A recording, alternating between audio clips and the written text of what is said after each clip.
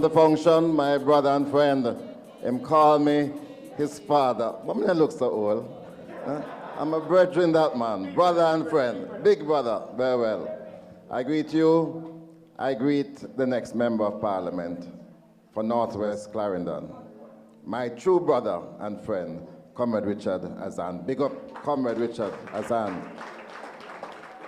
Councillors who are here, I know that there were two Davids, one O'Neill, and the host councillor, Stephen Williams. Big up our councillors who are here. Comrade Paul Blake, respect is due. But you know, tonight I feel so happy to see Comrade Doreen Evans. Comrade Doreen, Jano. You know, Paul prays very well at executive. But there was something about you when you prayed that touched all our hearts. So we are so happy to see you. God is good. God is good. Comrades, all the other comrades who are here, I'm so happy to be here. You know, anytime Richard Azan calls me, I have to be there. Because one of the greatest injustice that occurred in 2020 happened to Northwest Clarendon and to Richard Azan, who by far was one of the best members of parliament in Jamaica. In Jamaica. You hear him talk about the achievements that I did. None of those things would have happened if it wasn't for the strong representation, the nenge. Every day I'm saying, Parliament, when are we going to turn on electricity over there, sir? And I had to do it. Put back Richard Azan as your member of parliament for Northwest Clarendon. So I heard the chairman inviting you to his conference, and he named a date. I am making a prediction tonight that when we go to that conference, we'll be going there as members of parliament and ministers of government in a new People's National Party government. And let me tell you why. Today, we had the opening of Parliament, the throne speech, and a budget that was presented. And over the next few weeks, you're going to hear a budget debate, and you're going to hear promises from an incumbent government, you know. They're incumbent. Normally, you want to hear promises from the opposition, but you're going to be hearing promises from an incumbent government giving away the baby, the bath water, the kitchen sink, everything you can imagine. You're going to get it in this budget. But it is not going to be credible. Comrades, the economy is in decline. We are seeing 2 quarters of negative growth. And even though they are talking about unemployment being at its lowest, there are 700,000 Jamaicans who are not in that number, you know, because they have withdrawn themselves from trying to get a job. So when you hear about unemployment down, think about the 700,000 Jamaicans. But you must also think about the 55% of our people who are not able to get a proper meal per day in Jamaica. That's why I don't like when I hear this word prosperity, because under this JLP government is a few people who are prospering. Times rough and things hard. And that's why we have to be sure-footed. We have to get out there, and we have to speak the message to our people. And Richard, I want to commend you for organizing these series of discussions, of presentations, because your party has what it takes to tomorrow morning take over this country, and you're going to see a better way of life for the people of Jamaica. Things are hard. The cost of living is high. And one of the reasons for that is the subject I want to talk to you about today. The price of energy, the price of electricity. And I'm going to focus on electricity tonight because we did a lot of things. When I became Minister of Energy first, the price of electricity was about 40, 41, 42 US cents per kilowatt hour. When we left Richard in 2016, the price of electricity had come down to 23 cents per kilowatt hour. It got back up. It came down to 23 US cents per kilowatt hour from 41, 42. When you go home tonight and check your light bill, the price of electricity is between 40 and 50 US cents per kilowatt hour. And there's no wonder that things are so hard because electricity goes into everything that you eat and do and enjoy. So it's not only those of you who have your light bill at home who are suffering, but all the business people are suffering. We are going to create a revolution in Jamaica under our next term in relation to electricity. A revolution. And you know what we have called it? We have called it putting power in the hands of our people. Because you are going to be providers of electricity. And let me tell you how. So we talk about telecommunications. And yes, many of you didn't believe in 1997, 98 that we could remove the monopoly. Because at the time, Cable and Wireless was telling us that we only could supply about 90,000 cell phones in Jamaica. And within 2 years, we were over 2 million phones. And today, you know the rest of the story. And we liberalized telecommunications. It's a little easier now for me, because those days we were looking at a monopoly license that would have gone up to 2038. We are in 2025 still. We don't reach 2038. That's when Cable and Wireless license would have expired. And you heard the story about little David and Goliath and all of those things. We were able to get the change because it was the right thing to do. Thankfully, the JPSCO license expires in 2027. 2027. But there is a provision in the license that the government of the day must indicate by July of 2025 what it intends to do about the license. Yes.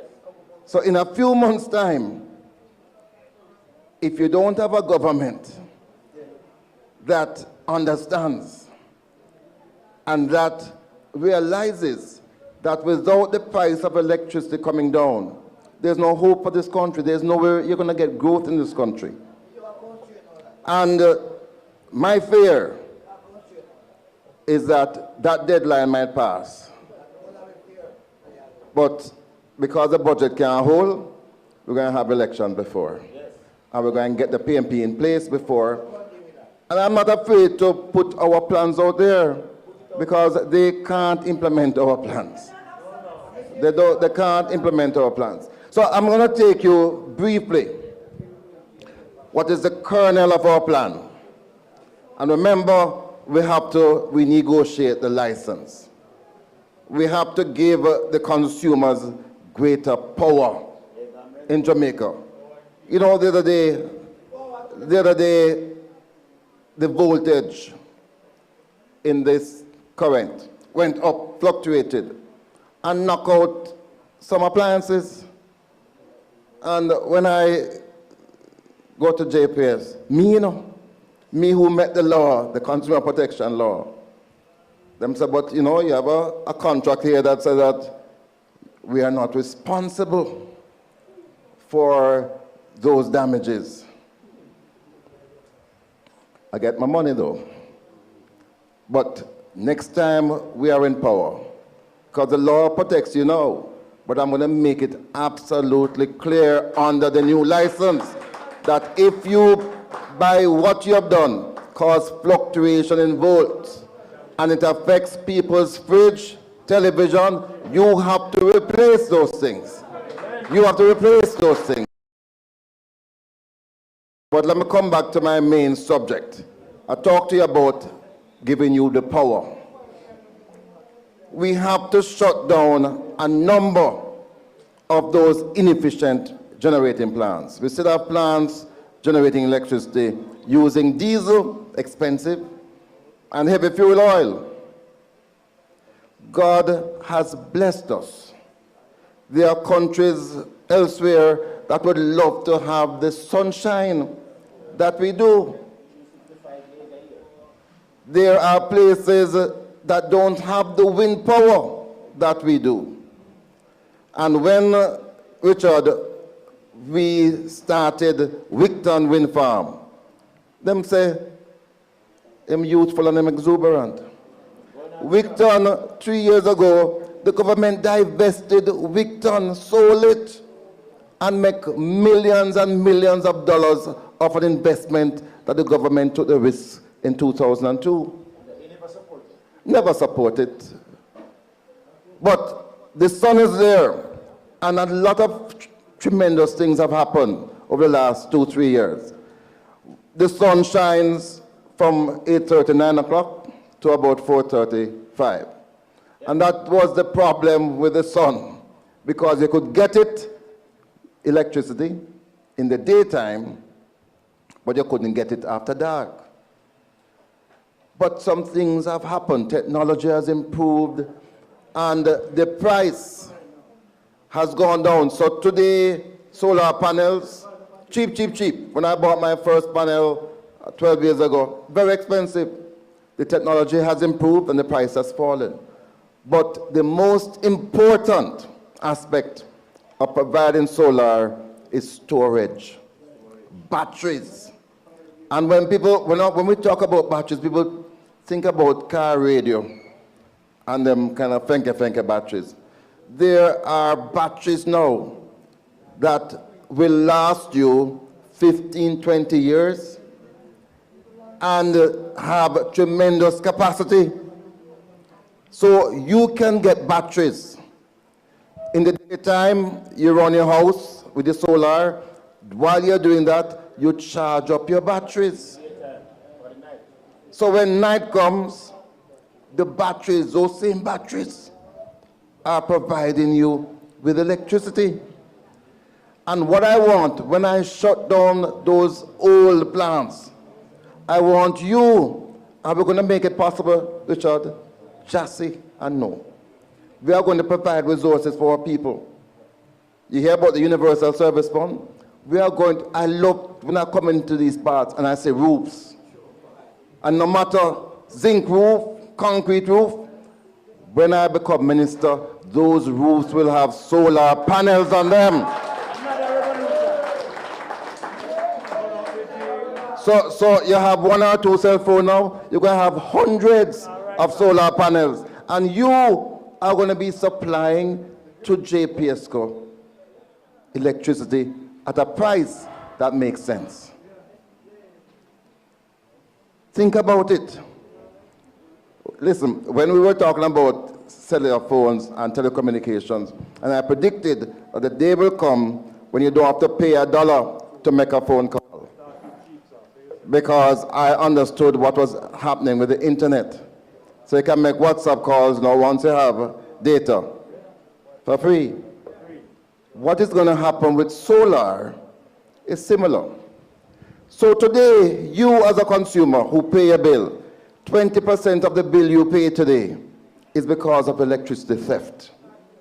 There are 200,000 households in Jamaica who can't afford electricity. And I believe electricity ought to be a right, because there's no pit in Jamaica can survive without having electricity at home, can do well in school. So we have to find a solution. And sometimes when you give poor people something, people criticize you as a government. But when the big people ask for tax relief and duty waivers and stuff, nobody's nothing wrong with that. I want to provide free solar facilities for these homes that are now stealing electricity, because if we do that, it reduces your bill by 20%, and you'll have electricity produced from solar. We're going to also institute large-scale solar facilities. When I was minister, we established at the time the largest solar farm in the Caribbean. It was 20 megawatts by content in Clarendon. And it's there. The day after the elections, the government went and opened it. But it was my work, Sister P work, right? 20 megawatts. We intend to put in 200 megawatts of solar across the country. Yes, in that first term, we have to get the price of electricity down to between 15 and 18 cents. There's no way Jamaica is going to be able to advance at the current price of electricity. Electricity is key to our future. And that's the reason why we are so energized to get this government out and to put a government that understands in place. You know, Nestle, the National Energy Solution Company, and I know time going. Yeah. The Nestle was an amazing institution, lasted for just a year or so because of what happened. Nestle was to take on board REP, rural electrification, that Michael Manley built, to make sure that we got electricity across the length and breadth of Jamaica. But it was also to deal with regularization. I had a vision for Nestle to be the assembler of solar panels. Because there's no reason why we can't make solar panels in Jamaica or assemble solar panels. That was one of the aims of Nestle. We're going to reestablish Nestle. We're going to reestablish Nestle. We're going to make sure that every nook and cranny in Northwest Clarendon, everywhere has electricity under the next term of the People's National Party government. Everywhere. We're going to make sure that houses are properly wired. A lot of the fires you see is because of improper wiring.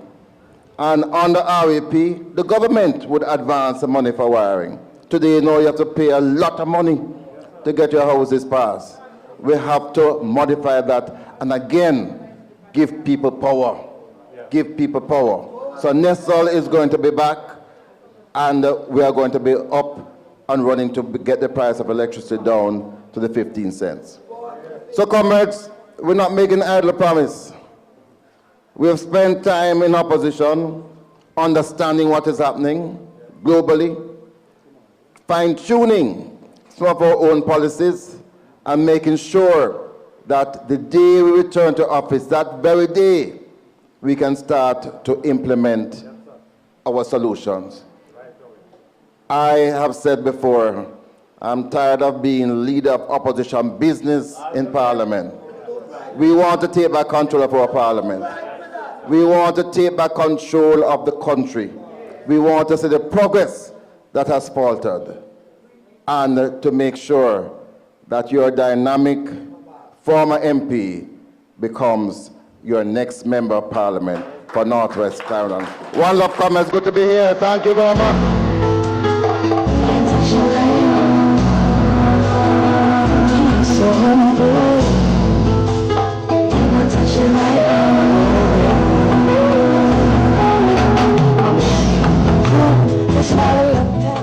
Comrades, don't move. Hold on. Have a seat. Have a seat. Let's be disciplined. A PMP business.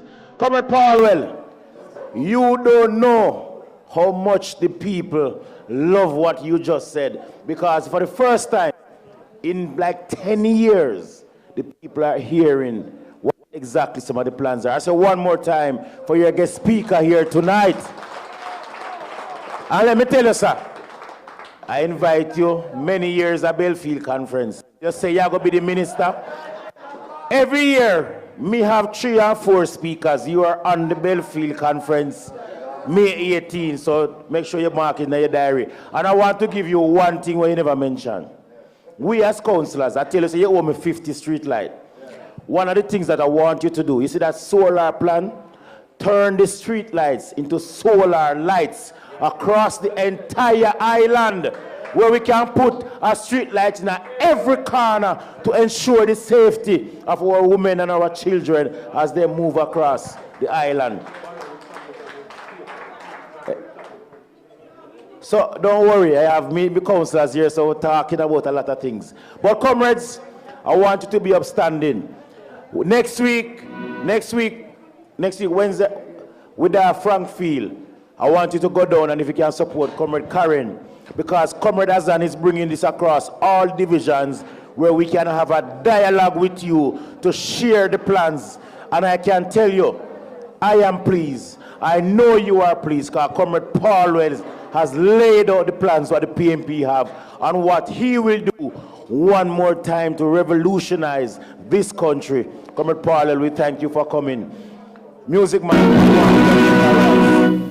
The trumpet has sounded, my country awoke, so awake from the slumber and answer the call. The cross has been mounted, the dawn is at hand, we're going free that time, on the way to